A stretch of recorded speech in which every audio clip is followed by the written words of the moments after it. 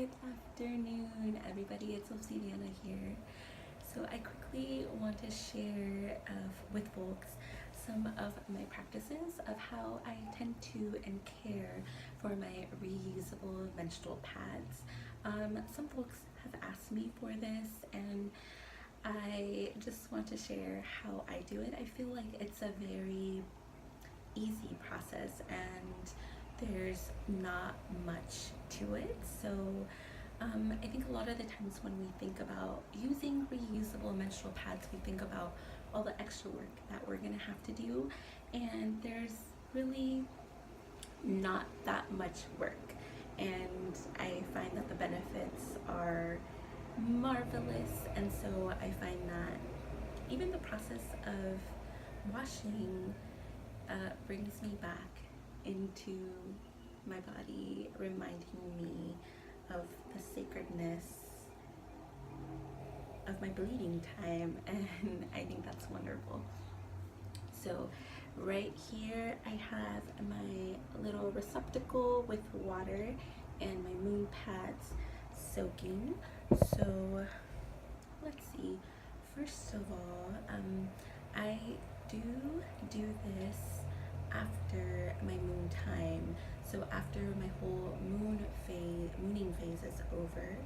So right now I am in my waxing phase, and I find that this practice of cleaning your reusable menstrual pads is really supportive when you're in the waxing phase, because as we know, we're getting bigger, our energy is returning physically, we want to go out and do things and just be big. And so this is a nice reminder that we just underwent this beautiful transformative process that is bleeding, and to remind us to harmonize the energies within, and to really, sometimes we can be very young with our physical energy. So it's just a nice little invitation to come back into the body and be grounded and remind ourselves that balance, that there is a beauty in balance. And so yeah, I find that this is the perfect time for me to tend to my reusable menstrual pads or moon pads. And so what I like to do is I just collect my menstrual pads. I don't find it really supportive for me to wash them throughout my cycle, to reuse them in my bleeding time. So I just collect them, and then once I finish bleeding, I have my little stack of soiled reusables.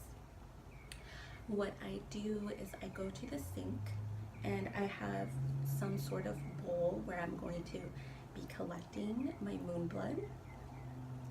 And so what I do is I just turn the faucet on and let the moon blood come out. You'll see that it will come out of your reusables pretty quickly. You can kind of scrunch them or just create some friction to help aid that process. And so you'll see that a lot of blood will come out. I probably do this 2 or 3 times. So I'll do this 2 or 3 times, filling my receptacle. And what I like to do with that really potent blood water is I like to offer it to tree beings. And I find that because there is more of the moon blood and it is more potent, that for me at least, that it's been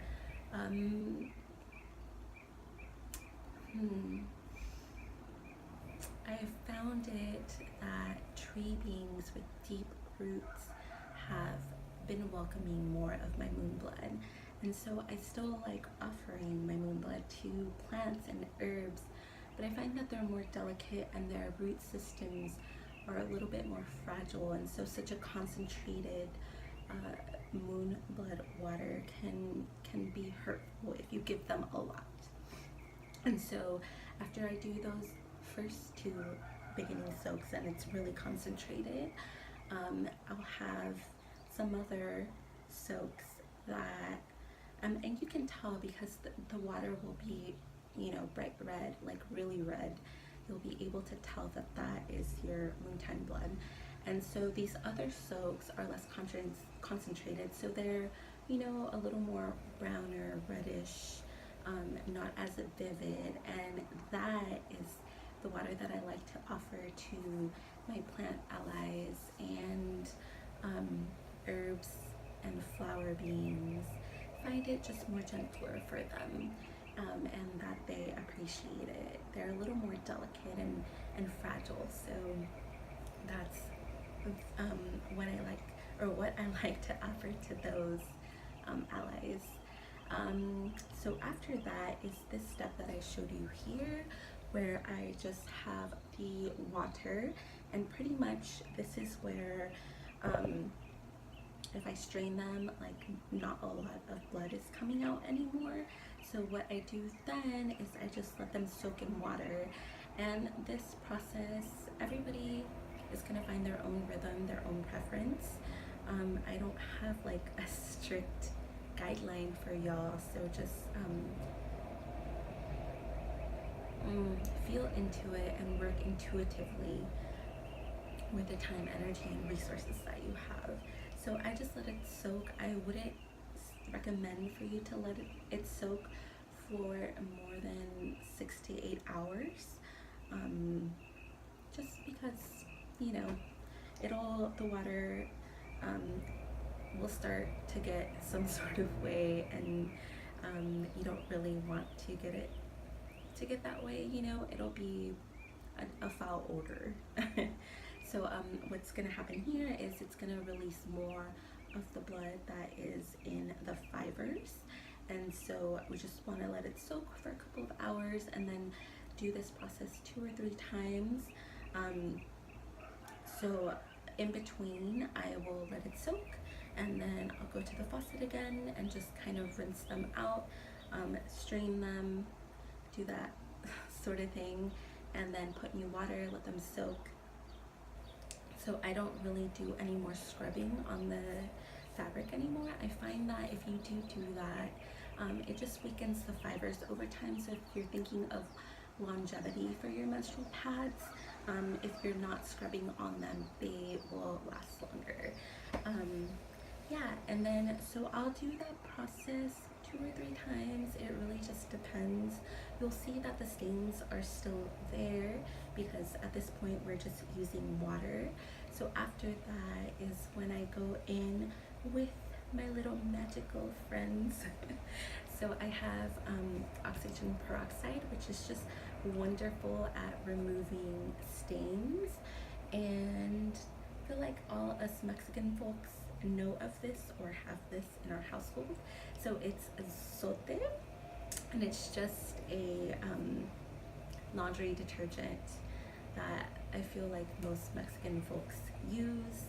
It's very economical, and it just does wonders at removing stains.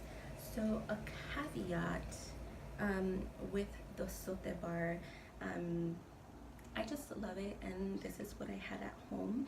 But upon doing some research, I went to the Environmental Working Group's website. So there, it's ewg.org, and they rate a bunch of products according to their toxicity, and they really just do an overall view of the ingredients that are used and the toxicity to the environment and the ecology, which includes our own inner ecology. And so what they rated the zote bar was a C, which, you know, is kind of like in between. And some of the ingredients that were questionable for them were the citronella oil,